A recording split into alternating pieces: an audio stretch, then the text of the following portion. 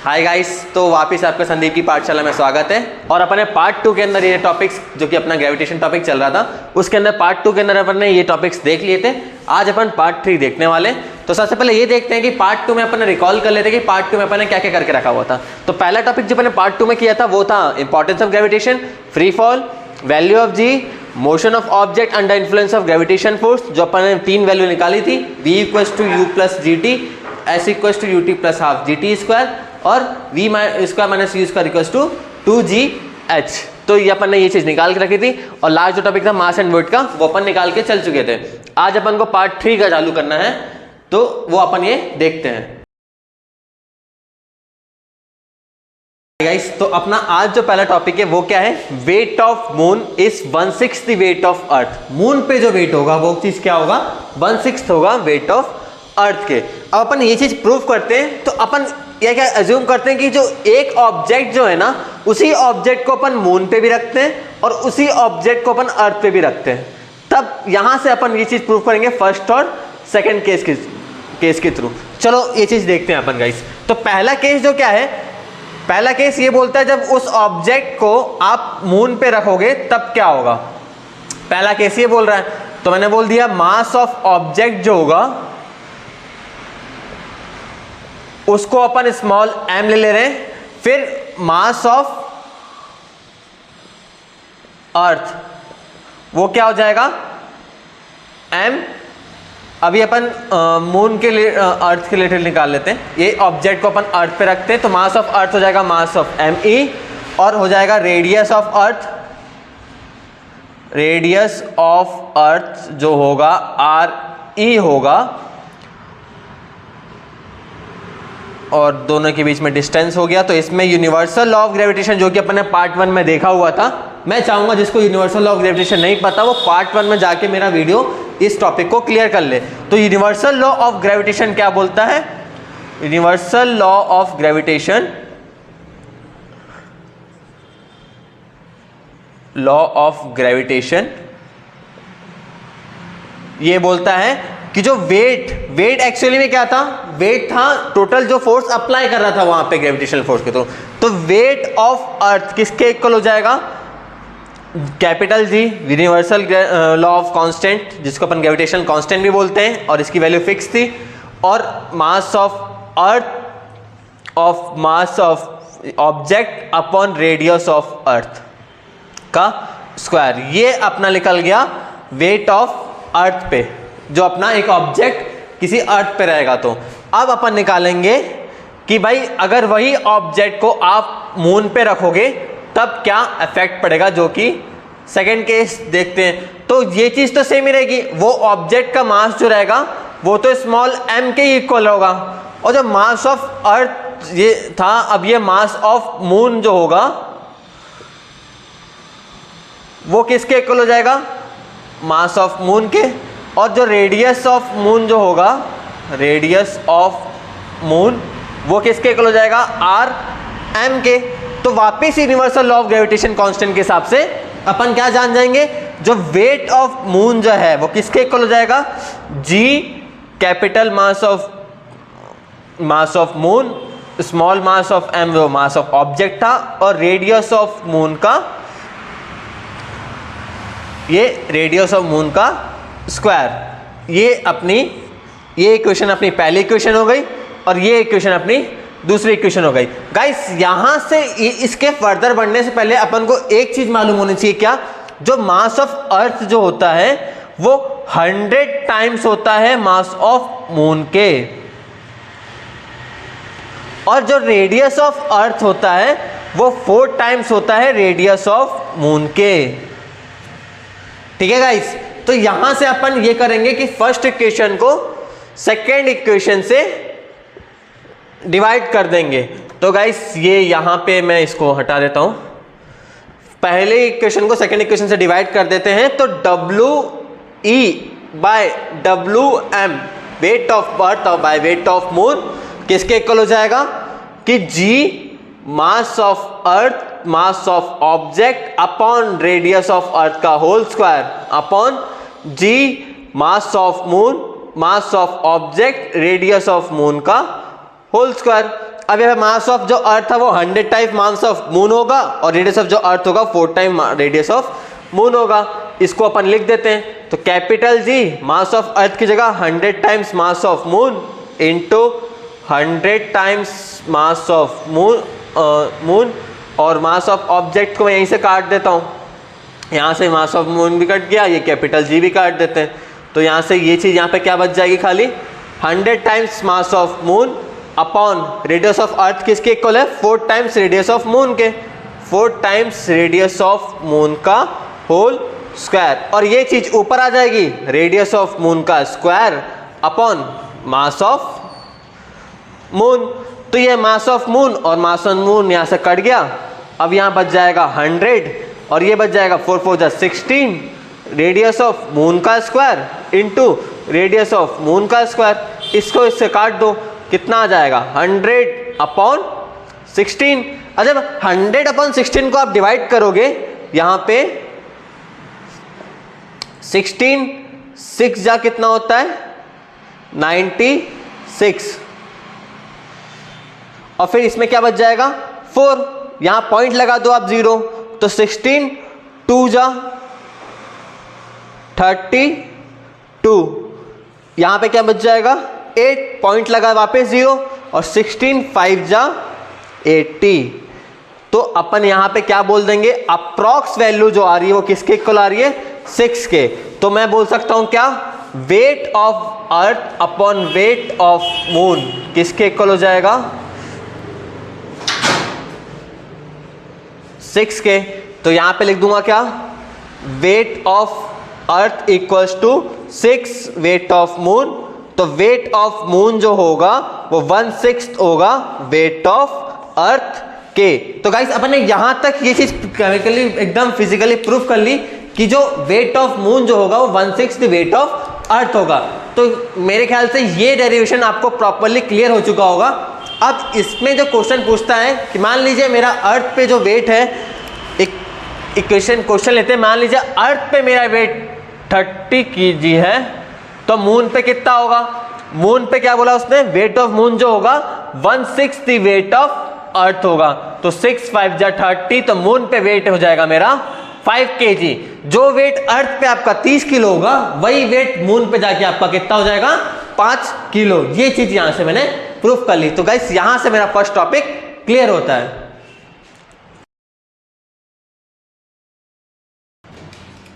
तो गाइस अब जो अपना सेकेंड टॉपिक है वो क्या है, थ्रस्ट एंड प्रेशर। एक्चुअली में गाइस प्रेशर क्या होता है, प्रेशर होता है कितना आप फोर्स लगा रहे हो उस एरिया में, उसको अपन क्या बोलते हैं प्रेशर। तो प्रेशर इक्वल टू किसके इक्वल होता है, फोर्स अपॉन एरिया, ये होता है अपना प्रेशर। तो इस प्रेशर को समझने के लिए मैं सिंपल से एक एग्जांपल लेता हूं। मान लीजिए कि मेरे पास एक पेन है, ठीक है गाइस, ये एक पेन है। अपन सबसे पहले ये जान लेते हैं कि जब प्रेशर होता है वो डायरेक्टली प्रोपोर्शनल होता है फोर्स के और इनवर्सली प्रोपोर्शनल होता है एरिया के। यहां से अपन ये चीज जान गए। तो मैं आप लोग को एक एग्जांपल देता हूं। मान लीजिए ये पेन है, तो ये पेन का जो निप है, निडल, ये इसको मैं ऐसा लगाता हूं और यहां से प्रेशर लगाता हूं। तो 30 सेकंड के अंदर अगर मैं ऐसा रखूंगा तो 30 सेकंड के बाद देखूंगा तो सबसे ज्यादा प्रेशर कहां पे अप्लाई हुआ होगा वो अपन जान जाएंगे। तो इस उंगली में क्या दिख रहा है, इस उंगली में मेरे को थोड़ा सा गड्ढा दिख रहा है और इस उंगली में मुझे ज्यादा फर्क नहीं दिख रहा है। ऐसा क्यों हो रहा है गाइस, क्योंकि जो कॉन्टैक्ट एरिया ना, एरिया ऑफ कॉन्टैक्ट, दोनों में डिफरेंस है। एरिया ऑफ कॉन्टैक्ट किसका कम है, एरिया ऑफ कॉन्टैक्ट निडल, ये जो आपका पेन का जो निप था ना, निडल या जो पॉइंट, उसका एरिया ऑफ कॉन्टैक्ट क्या था, कम था। और वही बैक साइड का देखेंगे तो वो क्या था, बैक साइड ऑफ पेन वो क्या था, ज्यादा। तो यहां पे देखो गाइस, अगर pressure is directly inversely proportional to area है और अगर एरिया कम होगा तो प्रेशर क्या होगा, ज्यादा लगेगा। और अगर आपका यहां पे एरिया ज्यादा होगा तो प्रेशर क्या लगेगा, कम लगेगा।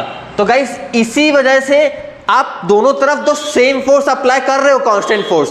तो इसमें क्या हो रहा है, एरिया ऑफ कांटेक्ट जो पेन का ये जो है ये कम फोर्स ऑफ एरिया कांटेक्ट कम टच कर रहा है एज कम्पेयर टू दिस, ये ज़्यादा एरिया कवर कर रहा है, ये कम एरिया को टच कर रहा है, तो जितना कम एरिया टच करेगा उतना ज़्यादा प्रेशर लगेगा। तो गाइस यहाँ से प्रेशर का टॉपिक अपना थोड़ा सा और क्लियर होगा। एक चीज़ और जान लेते हैं गाइस, जैसे कि क्या कि अगर मान लीजिए जो नाइफ होती है, आपने नाइफ का हिस्सा देखा होगा, ये थोड़ा सा ब्रॉड होता है और ये एक साइड का ऐसा होता है। तो एक्चुअल में अपन इसमें करते क्या है, अपने में जो एरिया ऑफ कांटेक्ट है ना वो दोनों में कम कर देते हैं। मान लीजिए यहाँ वाला जो आगे वाला जो नुकीला चीज होता है उसमें एरिया ऑफ कांटेक्ट क्या हो जाता है, एरिया ऑफ कांटेक्ट को अपन कम कर देते हैं ताकि अपन को प्रेशर क्या हो जाए, उसमें कम ही फोर्स अप्लाई करने पे प्रेशर क्या मिल जाए, अपन को ज्यादा मिल जाए। इसीलिए अपन उसमें जो ये नुकीली वाली चीज में उसमें अपना क्या कर देते हैं, अपन एरिया ऑफ कांटेक्ट कम कर देते हैं। अब मान लीजिए एक एग्जांपल मैं और ले लेता हूँ। एक ये बच्चा है, वो लेके आया भाई मेरे पास, बोलता है कि अगर जब मैं रेत के पास खड़ा होता हूँ, अपने पैर रखता हूँ, तो मेरा पैर रेत में चला जा रहा है, और जब मैं उस पर सो जा रहा हूँ तो मैं रेत में क्यों नहीं जा रहा हूँ, ऐसा उसको डाउट आया। तो मैंने बोला भाई तुमने दिमाग लगा दिया इसमें। क्या दिमाग लगाया, एरिया ऑफ कांटेक्ट जो आपने यहाँ पे लगाया, आपने एरिया ऑफ कांटेक्ट क्या कर दिया, यहाँ पे एरिया ऑफ कांटेक्ट आपने कम कर दिया। अगर एरिया ऑफ कांटेक्ट कम कर दिया तो प्रेशर क्या हो गया, ज्यादा लग गया, इसलिए आप नीचे चले गए। वही आपने यहां पे एरिया ऑफ कांटेक्ट क्या कर दिया भाई, आपने यहां पे एरिया ऑफ कांटेक्ट को बढ़ा दिया, और जब आप एरिया ऑफ कांटेक्ट को बढ़ा दे रहे हो तो भाई प्रेशर ऑटोमेटिकली क्या हो जाएगा, कम हो जाएगा। और जब प्रेशर कम हो जाएगा तो फिर आप अंदर कैसे जाओगे। यहां से ये चीज टॉपिक क्लियर होता है कि एक्चुअली में प्रेशर और प्रेशर कैसे कम होता है और क्या ज़्यादा लगता है, ये टॉपिक यहाँ पे क्लियर होता है। तो अपन ने यहाँ पे गाइस प्रेशर जो होता है वो अपन ने अच्छे से डीपली एग्जांपल के साथ देख लिया। अब एक्चुअली में थ्रस्ट क्या होता है, थ्रस्ट गाइस सिंपल सी चीज़ है, अगर कोई भी फोर्स परपेंडिकुलर सरफेस पे लग रहा होगा तो उसको बोल देंगे अपन थ्रस्ट, कोई डिफरेंस नहीं है इसमें। तो थ्रस्ट मतलब क्या, कोई भी चीज़ अगर मान लीजिए मैं इसको परपेंडिकुलर मार रहा हूँ, कील ठोकते हैं अपन परपेंडिकुलर ठोकते हैं एकदम सीधा सीधा, इसीलिए उसको अपन बोलते हैं थ्रस्ट। थ्रस्ट मतलब परपेंडिकुलर फोर्स लगाना। तो प्रेशर उसका क्या हो जाएगा, उसको इक्वल थ्रस्ट अपॉन एरिया। तो इसकी ऐसा यूनिट क्या हो जाएगी, ऐसा यूनिट हो जाएगी, फॉर्मूला क्या होता है, फोर्स, फोर्स का ऐसा यूनिट क्या होता है न्यूटन, और एरिया का मीटर स्क्वायर, तो ये हो जाएगा न्यूटन पर मीटर स्क्वायर, या तो अपन इसको पास्कल भी बोल सकते हैं गाइस। तो गाइस यहाँ से एक चीज़ मुझे तुमसे पूछनी है कि अब आप लोग मुझे एक चीज़ बताओ कि जब एक ये ट्रेन है और ये ट्रेन का साइड में अपन ये लकड़ियाँ लगी रहती हैं ऐसे, तो ये लकड़ियाँ लगाने का मेन मोटिव क्या होता है, और साइड में उसमें अपन क्या कर देते हैं, गिट्टी लगा देते हैं ऐसे ऐसे ऐसे ऐसे, यहाँ पे गिट्टी बिछी रहती है। क्यों, एक्चुअली में क्या होता है, आपने अगर एरिया ऑफ कांटेक्ट कम किया तो फोर्स क्या लगेगा, प्रेशर ज़्यादा लगेगा, और ज़्यादा लगेगा तो ट्रेन तो धंस जाएगी, चलेगी कहाँ से। तो उस फोर्स जो उस पर लग रहा है, प्रेशर जो लग रहा है, उसको अपन क्या कर देते हैं, एक्चुअली में इस लकड़ी के थ्रू बांट देते हैं। तो इससे क्या हो जाता है, उस पर प्रेशर कम लगता है, और इसलिए ट्रेन दो मोटिव के लिए भी यूज करते हैं, ताकि जो रेलगाड़ी पे ये जो लोहे वाला हिस्सा है वो उससे जॉइंट करके रखें, और इसमें प्रेशर को अपन बांट देते हैं। इसलिए दो जगह के लिए अपन इसको यूज करते हैं, ताकि क्योंकि एरिया ऑफ कांटेक्ट वहां पे कम लग रहा होता है तो भाई प्रेशर तो ऑटोमेटिकली बढ़ जाएगा ना, और जब बढ़ जाएगा तो ट्रेन तो धंस जाएगी, और ताकि वो ना हो इसलिए बीच में अपन लकड़ी रख देते हैं और साइड में गिट्टी रख देते हैं, ताकि जो प्रेशर है वो क्या हो जाए, डिस्पर्स हो जाए, अलग अलग हिस्सों में बट जाए। इसलिए अपन यहाँ पे ये चीज यूज करते हैं। तो गाइस अगर अपन को ये चीज क्लियर हो गई, अगर एरिया कम प्रेशर ज्यादा, एरिया ज्यादा प्रेशर कम, यहां से ये चीज का क्लियरिटी अपन को हो गया।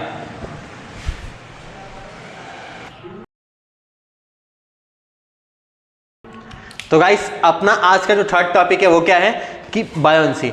बायोंसी एक्चुअली में गाइस क्या होती है, जब भी आप किसी ऑब्जेक्ट को पानी के अंदर डालोगे और वो ऑब्जेक्ट वापस ऊपर आ जाए, किसकी वजह से? बायोंसी फोर्स की वजह से। इसी बायोंसी फोर्स को अपन अपथ्रस्ट फोर्स भी बोलते हैं, अपथ्रस्ट। मान लीजिए एक ये लिक्विड है H2O, ये पानी भरा हुआ है। H2O मतलब क्या होता है गाइस? H2O मतलब होता है वाटर। ये वाटर है, इस पे अंदर मैंने एक प्लास्टिक की बॉल नीचे फेंकी और वही जो पानी इस पे क्या करेगा? फोर्स अप्लाई करेगा ऊपर। इसी फोर्स को अपन क्या बोलेंगे? Upthrust force. अपथ्रस्ट फोर्स बोलेंगे या फिर क्या बोल देंगे? बायोंसी। क्या बोल रहा है वो? जब भी आप किसी ऑब्जेक्ट को पानी के अंदर इमर्स करोगे तो वो क्या हो जाएगा? वो नीचे तो खिंचाएगा। किसकी वजह से खिंचाएगा नीचे? ग्रेविटेशनल। क्योंकि भाई अपन जानते हैं ग्रेविटेशनल फोर्स तो हर चीज पे लगता है। कोई भी बॉडी रहेगी उसको नीचे खींचेगा, वो किसकी वजह से खींचेगा? ग्रेविटेशनल फोर्स की वजह से खींचेगा। तो अर्थ का ग्रेविटेशनल पुल उस पर लगेगा तो वो नीचे की तरफ मूव करेगा। और जब H2O उसको अपवर्ड फोर्स एक्सर्ट करेगा किस उस ऑब्जेक्ट पे, तो वो ही उसी चीज को अपन क्या बोलते हैं? बायोंसी। और जो अपवर्ड फोर्स लगता है उस पे, या तो उसको अपथ्रस्ट बोल दो या तो बायोंसी बोल दो। तो यहां से ये बायोंसी और अपथ्रस्ट का टॉपिक क्लियर होता है। तो गाइस अपना जो चौथा टॉपिक है वो क्या था? Archimedes principle. भाई आर्किमेडिस प्रिंसिपल क्या बोलता है कि जब आप किसी ऑब्जेक्ट को पानी के अंदर डालोगे तो वो वापस ऊपर तो आएगा। तो ये तो ठीक है, पानी इस पे फोर्स लगाएगा। कितना फोर्स लगाएगा वो किस पे डिपेंड करेगा? कि उसके आसपास जो था कि कितना पानी डिस्प्लेस किया है उस ऑब्जेक्ट ने। डेफिनेशन क्या बोलती है? इट स्टेट जब एक ऑब्जेक्ट को आप इमर्स करोगे किसी फुल्ली या पार्शली किसी भी लिक्विड में, एक ऑब्जेक्ट को जब या पूरा डाल दो या आधा डालोगे, तो ये क्या एक्सपीरियंस करेगा? एक अपवर्ड फोर्स एक्सपीरियंस करेगा, जो कि किसके इक्वल होगा? कि कितना वेट वो लिक्विड डिस्पर्स किया है ऑब्जेक्ट ने। मान लो मैंने ये ऑब्जेक्ट बॉल डाली और ये बॉल ने क्या किया? हाफ डाल दी मैंने इसमें ये बॉल हाफ डालने के बाद क्या हो जा रहा है? हाफ डालने में इसने इतना पानी डिस्प्लेस कर दिया और जितना पानी डिस्प्लेस करेगा उतना ही फोर्स इस पे अप्लाई होगा। उसी को अपन क्या बोलते हैं? आर्किमेडिस प्रिंसिपल यही बोलता है कि जितना ऑब्जेक्ट को आप अंदर डालोगे और जितना पानी वो डिस्प्लेस करेगा उतना ही फोर्स उस ऑब्जेक्ट पे अप्लाई होगा। उसी को अपन क्या बोलते हैं? Archimedes principle. और गाइस अपन इसमें क्या जानते हैं? दो केस पढ़ेंगे। दो केस कैसे? इसमें पहला केस ये बोलेगा, अगर आपके द्वारा जो बॉडी आपने डाली है इसमें और उसने पानी ज्यादा डिस्प्लेस किया है, तो अगर weight of water displaced by body वो बड़ा रहेगा वेट ऑफ ऑब्जेक्ट के, तो ऑब्जेक्ट क्या करेगा? ऑब्जेक्ट फ्लोट करेगा। समझ में आ रहा है गाइस? अगर इस बॉडी ने जो वाटर डिस्प्लेस किया है वो उसका जो वेट होगा वो ज्यादा होगा, तो ये बॉडी क्या होगी? फ्लोट करेगी। अदरवाइज सेकंड केस जो क्या होगा? अगर यही चीज देखा जाए कि weight of water displaced by body is less than weight of object, तो क्या हो जाएगा? ये डूब जाएगी। समझ में आ रहा है गाइस? कि अगर इसका फोर्स कम रहेगा तो भाई वो तो इसको डूबने ले जाएगा, और अगर इसका फोर्स ज्यादा रहेगा तो वो इसको ऊपर उठा के रखेगा। गाइस मैं इसमें एक एग्जांपल बताता हूं कि सबमरीन कैसे अंदर चली जाती है और कैसे ऊपर आती है कुछ देर में। अपन आर्किमेडिस प्रिंसिपल का एक एग्जांपल देखते हैं कि कैसे सबमरीन अपनी मर्जी से अंदर चली जाती है और अपनी मर्जी से ऊपर आ जाती है। गाइस एक्चुअली में क्या होता है, ये जो सबमरीन है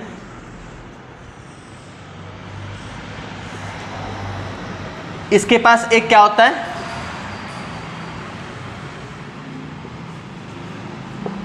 क्या होता है? बॉयंसी टैंक होता है। इसके पास एक बॉयंसी टैंक होता है गाइस इस सबमरीन के पास। वो क्या करता है, बॉयंसी टैंक अपनी मर्जी से उसके अंदर वाटर भरता है या फिर डिस्पोज कर देता है। अब वो कैसे करता है, मान लीजिए उसको अपने इस वाटर के अंदर उसको अंदर जाना है, तो अंदर जाने के लिए वो क्या करेगा, इस बॉयंसी टैंक के अंदर, बॉयंसी टैंक के अंदर वाटर कंटेन कर लेगा। तो यहां जो टैंक है वो किससे फिल्ड हो जाएगा, पूरा वाटर से फिल्ड हो जाएगा। और जब वो वाटर से फिल्ड हो जाएगा तो इसका क्या वेट हो जाएगा, जब वो बॉयंसी टैंक वाटर को फिल्ड कर लेगा तो वेट क्या हो जाएगा टैंक का, वेट ऑफ सबमरीन जो हो जाएगा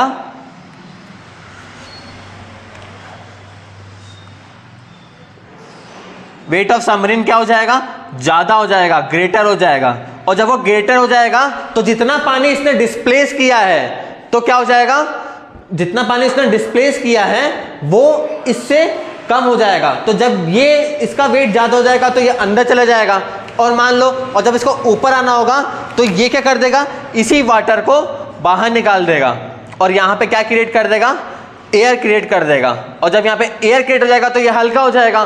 तो इसके द्वारा जो भी वाटर डिस्प्लेस किया है इसने, वो फोर्स जब इस पे लगाएगा तो उसके चलते ये क्या हो जाएगा, ये ऊपर आ जाएगा। तो ये उसी के हिसाब से ये अपने ऊपर कंट्रोल करके रखता है कि बॉयंसी टैंक के अंदर पानी भरता है और हवा भरता है, उसी के हिसाब से ये अंदर जाता है और बाहर आता है। ये अपना वेट बढ़ाता है और घटाता है पानी को अंदर भर के और बाहर निकाल के। तो गाइस यहाँ से मेरे ख्याल से सबमरीन का टॉपिक आपको क्लियर हुआ होगा, आर्किमिडीज प्रिंसिपल क्या होता है वो क्लियर होगा। और लास्ट टॉपिक जो अपना रिलेटिव डेंसिटी है अपन वो चालू करते हैं। अपना जो लास्ट टॉपिक है रिलेटिव डेंसिटी वो अपन चालू करते हैं। रिलेटिव डेंसिटी से पहले डेंसिटी क्या होती है अपन वो जान लेते हैं कि डेंसिटी जो होती है, डेंसिटी इक्वल टू होता है मास अपॉन वॉल्यूम, इसी को अपन क्या बोलते हैं, डेंसिटी। तो रिलेटिव डेंसिटी क्या होती है, जिसको मैं R डॉट डी बोल देता हूं। रिलेटिव डेंसिटी जो होगी वो डेंसिटी ऑफ सब्सटेंस, जो सब्सटेंस को आप पानी के ऊपर रख रहे हो उस सब्सटेंस की density upon density of water. अब गाइस अपन ने ये वाटर मीडियम इसलिए लिया क्योंकि ये हर जगह अपन को मौजूद, हर जगह पानी अपन को आसानी से मिल जाता है, इसलिए अपन ने ये मीडियम, इस मीडियम के थ्रू अपन ने सारी चीज निकाली है। तो रिलेटिव डेंसिटी जो होती है वो किसके इक्वल होती है, density of substance upon density of water. अब इसका देखा जाए तो इसकी कोई ऐसा यूनिट नहीं होती है, ऐसा यूनिट इसकी क्यों है, नो यूनिट की जो दोनों की तो डेंसिटी है। अगर इसका डेंसिटी मास अपॉन वॉल्यूम होता है, मान लीजिए मास अपॉन वॉल्यूम का इसका एसएन क्या होगा, इसका होगा केजी अपॉन मीटर क्यूब। तो इसका क्या हो जाएगा, केजी मीटर क्यूब पर मीटर क्यूब अपॉन केजी पर मीटर क्यूब। तो भाई वो तो ऐसे ही कट के आंसर क्या दे देगा, नो यूनिट। तो इसकी कोई ऐसा यूनिट नहीं होती है। और गाइस एक चीज याद रखना, अगर अपना जो वो रिलेटिव डेंसिटी है वो 1 से, यहाँ पे जो बोल रहा है वो जो रिलेटिव डेंसिटी है, तो वो अगर वो 1 से कम आती है तो वो क्या करेगी, रिलेटिव डेंसिटी अगर 1 से कम आती है तो क्या करेगी, फ्लोट करेगी। और अगर रिलेटिव डेंसिटी 1 से ज़्यादा आती है तो सिंक करेगी, मतलब डूब जाएगी। फ्लोट करने के लिए उसको 1 से वैल्यू कम लानी पड़ेगी और अगर 1 से ज़्यादा आ रही है तो वो उस पानी के अंदर डूब जाएगी। तो गाइस यहाँ पे अपना जो रिलेटिव डेंसिटी का जो टॉपिक था अपन ने देख लिया। यहाँ पे अपने इसी के साथ ये कंप्लीट होता है और अपनी ग्रेविटेशन की जर्नी यहाँ पे पूरी समाप्त होती है। और अपन ने पूरे टॉपिक्स को बहुत अच्छे से डीपली में अंडरस्टैंड किया है कि कौन चीज़ कैसी क्या होती है। और नेक्स्ट जो चैप्टर है वो मैं चाहूँगा कि आप मुझे कमेंट सेक्शन में बताएं कि अपन को नेक्स्ट चैप्टर कौन सा चालू करना है। और जल्द ही नेक्स्ट मंडे से आपको मैथ्स के हर एक चैप्टर के टॉपिक्स क्लियरिटी के साथ आपको मेरे साथ यहाँ पे करने को मिलेंगे। तो जब तक के लिए जय हिंद, बाय बाय।